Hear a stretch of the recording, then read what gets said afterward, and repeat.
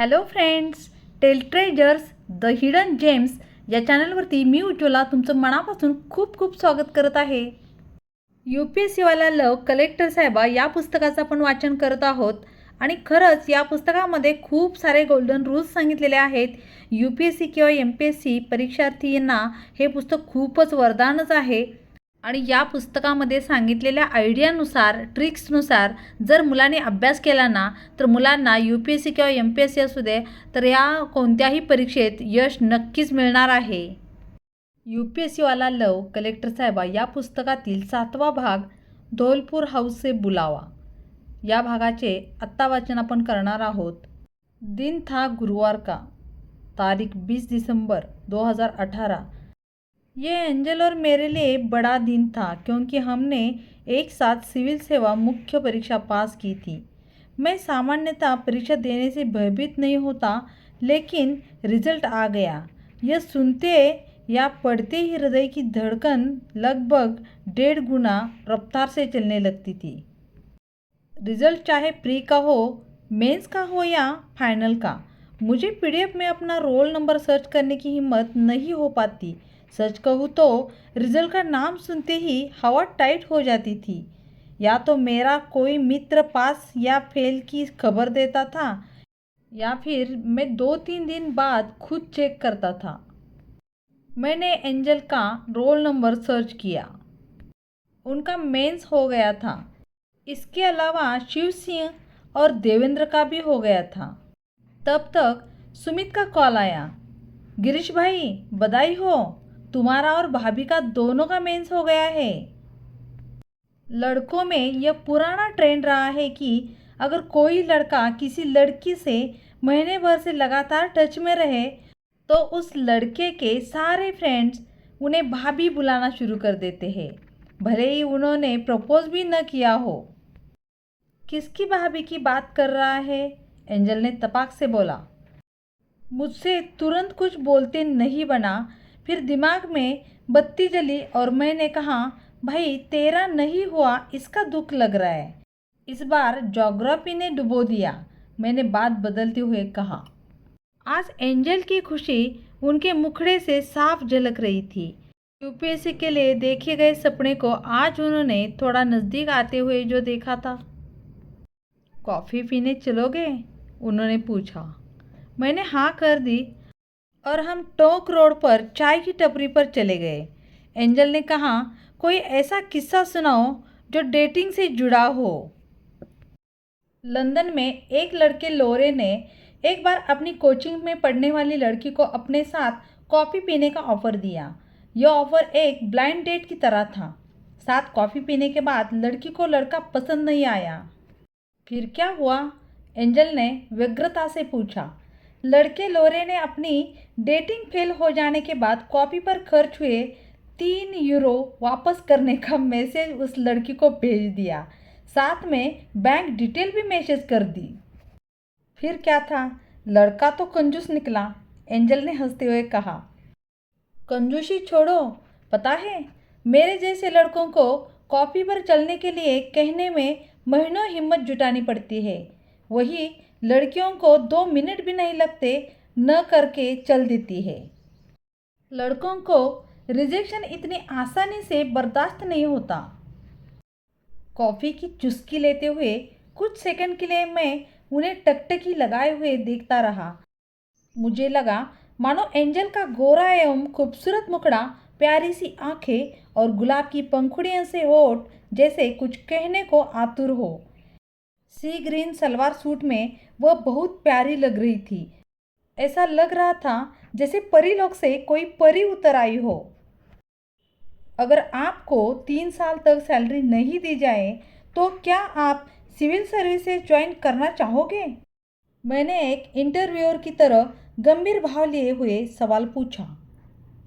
हाँ, मुझे अभी पैसों की ज़रूरत नहीं है तो मैं ज्वाइन करूँगी, एंजल ने जवाब दिया. तो IAS में सिलेक्शन के बाद 3 साल तक की सैलरी मेरे अकाउंट में ट्रांसफ़र करवाते रहना, मैंने मजाकिया अंदाज में बोला.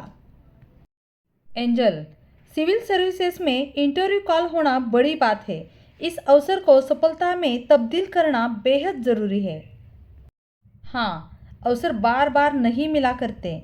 यह बड़ा अवसर है, जी जान से तैयारी करेंगे, उन्होंने कहा। जीवन में किसी भी इंसान को बार बार अवसर नहीं मिलता। कई बार तो अवसर आता है और हम पहचान नहीं पाते। इसलिए जब भी कोई काम मिले उसे तुरंत और पूरे मनोयोग से करना चाहिए। पता नहीं उसे करने का दोबारा अवसर मिले या ना मिले। कोई प्रतियोगी परीक्षा की तैयारी हो, नौकरी के लिए इंटरव्यू की तैयारी हो या कोई अन्य कार्य हो, जब भी ये मिले इन्हें कर लेना चाहिए। इनके लिए घड़ी अवसर शुभ अशुभ की प्रतीक्षा नहीं करनी चाहिए। एक यूनानी नाटककार सोफोक्लिस कहते हैं कि अवसर उसकी मदद कभी नहीं करता जो अपनी मदद नहीं करते।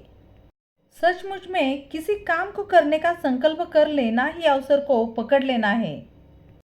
और अनेक महापुरुषों की सफलता का रहस्य यही मंत्र रहा है। अमेरिका के पूर्व राष्ट्रपति फ्रैंकलिन डी रूजवेल्ट के बारे में कहा जाता है कि वह एक बार जो संकल्प कर लेते थे उसको पूरा करके ही दम लेते थे। संकल्प और अवसर का यह साथ बड़ा महत्व का होता है। जो मनुष्य अवसर का सदुपयोग करता है वह सदा ही आगे बढ़ता है। वास्तव में किसी मनुष्य को जीवन में सफलता का रहस्य उसका प्रत्येक अवसर के लिए सैनिक की भांति तैयार रहना ही है। सही वक्त और सही अवसर पर काम करने से ही व्यक्ति को कामयाबी मिलती है।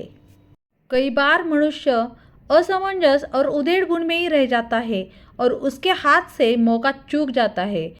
और अगर एक बार ये मौका चूक जाए तो दोबारा लौटकर नहीं आता। समय और अवसर को जिसने नहीं पकड़ा वह कभी सफलता प्राप्त नहीं कर सकता। समय और अवसर का यदि व्यापक अर्थ देखें तो दोनों एक समान है। जो व्यक्ति समय की गतिशीलता को पहचान कर सामने आए अवसर को पकड़ लेता है और अपनी योग्यता का प्रदर्शित करता है वह अवश्य ही अपने जीवन को संवार लेता है। समय कभी ठहर नहीं सकता, न वो किसी का इंतज़ार ही करता है, वो तो सदा गतिशील है। आज के नौजवान यदि समय और अवसर का महत्व समझ ले तो वह अवश्य सफलता प्राप्त करेंगे। किसी भी लक्ष्य को हासिल करने के लिए मनुष्य के अंदर ललक के साथ उत्साह भी जरूरी है, क्योंकि एक साधारण काम भी मुश्किल हो जाता है जब आप इसे बिना उत्साह के आधे अधूरे मन से करते हैं।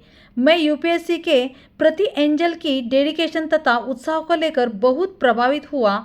मेरा ऐसा मानना है कि सफलता के मार्ग पर व्यक्ति की गाड़ी तभी चलती है जब तक इसमें लगन एवं उत्साह का ईंधन होता है। उत्साही मनुष्य के लिए संसार की कोई भी वस्तु दुर्लभ नहीं है। किसी व्यक्ति के मन में काम करने के लिए जितना उत्साह होगा वह अपने लक्ष्य को पाने में उसी अनुपात में सफल होगा। जीवन में सफल होना है तो सपने देखो, मगर केवल सपने देखना ही काफ़ी नहीं होता। आपके अंदर उसे पाने की तीव्र इच्छा और अदम्य उत्साह होना भी ज़रूरी है।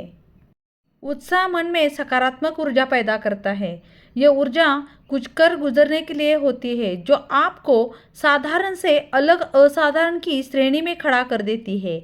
इससे एक सकारात्मक दृष्टिकोण का विकास होता है जो प्रत्येक नकारात्मक चीज़ को सकारात्मक नज़रिए में तब्दील कर देता है। उत्साह किसी भी व्यक्ति की कमियों को दूर करने, उसकी असफलताओं को खत्म करने और उसकी क्षमता से अधिक परिणाम देने में मददगार होता है। एक तरह से वह आपके कार्य के दौरान एक उत्प्रेरक की भूमिका अदा करता है, आपके कार्य को गति देता है। लगन और उत्साह का लाभ समय प्रबंधन में मिलता है। उत्साह पूर्णता अमूर्त और अदृश्य होता है, परंतु आप हर दिन इसके परिणाम देखते हैं। मन, मस्तिष्क एवं शरीर को स्वस्थ बनाए रखने के लिए भी उत्साह जरूरी है। उत्साह है तो जीवन है, उत्साह नहीं तो जीवन निरर्थक सा है। किसी चीज़ में विश्वास और उसके लिए उत्साह ही है जो जीवन को जीने योग्य बनाता है। अगर आपने उत्साह एवं लगन से किसी लक्ष्य को पाने के लिए दिन रात मेहनत की लेकिन असफल हो गए तो क्या हुआ, ये अंत तो नहीं है, फिर से कोशिश करो। असफलता तो सफलता की एक शुरुआत है। इससे हतोत्साहित नहीं होना चाहिए, बल्कि पूरे जोश के साथ फिर से प्रयास करना चाहिए। इतिहास का हर महान और महत्वपूर्ण कार्य उत्साह द्वारा ही सफल हुआ है। बुद्धिमान व्यक्ति तमाम असफलताओं और कठिनाइयों के बावजूद उत्साह नहीं खोते हैं, क्योंकि उनमें उत्साह रूपी अपार बल होता है। बार बार असफल होने पर भी उत्साह न खोना ही सफलता है। दरअसल सफलता इस बात की क्षमता है कि कितनी भी विफलता आए, आपका उत्साह कम न हो। उत्साह एक तरह से मनोवैज्ञानिक रसायन जैसा है, जो आपके मस्तिष्क, शरीर और मन से काम करवाता है कि आप हर मुश्किल के बावजूद जीत सके।